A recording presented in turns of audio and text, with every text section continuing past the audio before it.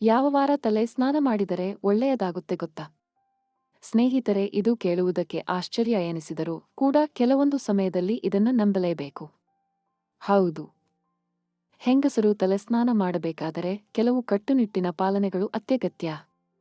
ಹಾಗಾದ್ರೆ ಬನ್ನಿ, ಮಹಿಳೆಯರು ಯಾವ ವಾರ ತಲೆ ಸ್ನಾನ ಮಾಡಿದರೆ ಅವರಿಗೆ ಹಾಗೂ ಅವರ ಕುಟುಂಬಕ್ಕೆ ಒಳ್ಳೆಯದಾಗುತ್ತದೆ ಅಂತ ಈ ವಿಡಿಯೋದಲ್ಲಿ ನೋಡೋಣ. ಭಾನುವಾರ. ಸ್ನೇಹಿತರೆ, ಭಾನುವಾರ ಜ್ಯೋತಿಷ್ಯ ಶಾಸ್ತ್ರದಲ್ಲಿ ಉಲ್ಲೇಖವಾಗಿರುವ ಪ್ರಕಾರ ಆ ದಿನ ತಲೆ ಸ್ನಾನ ಮಾಡುವುದು ಅತ್ಯಂತ ಮಂಗಳಕರವಾದ ದಿನ. ಆ ದಿನ ತಲೆ ಸ್ನಾನ ಮಾಡಿದರೆ ಯಾವುದೇ ಕೆಟ್ಟ ಘಟನೆಗಳು ಸಮಸ್ಯೆಗಳು ಉಂಟಾಗುವುದಿಲ್ಲ. ಸೋಮವಾರ. ಈ ದಿನ ಸ್ನಾನ ಮಾಡಿದರೆ ಕುಟುಂಬದಲ್ಲಿ ಕಲಹಗಳು, ಕಿರಿಕಿರಿಗಳು, ಜಗಳಗಳು ಉಂಟಾಗುತ್ತವೆ. ಮಂಗಳವಾರ.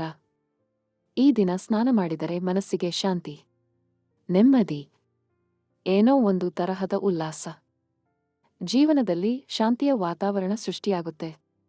ಬುಧವಾರ. ಈ ದಿನ ಸ್ನಾನ ಮಾಡಿದರೆ ಐಶ್ವರ್ಯ ಧನ ಪ್ರಾಪ್ತಿಯಾಗುವ ಲಕ್ಷಣಗಳು ಇರುತ್ತವೆ. ಗುರುವಾರ. ಈ ದಿನ ಸ್ನಾನ ಮಾಡಿದರೆ ಆರ್ಥಿಕ ಸಂಕಷ್ಟವನ್ನು ಎದುರಿಸಬೇಕಾಗುತ್ತದೆ, ಹಣಕಾಸಿನ ತೊಂದರೆಯನ್ನು ಎದುರಿಸಬೇಕಾಗುತ್ತದೆ. ಶುಕ್ರವಾರ.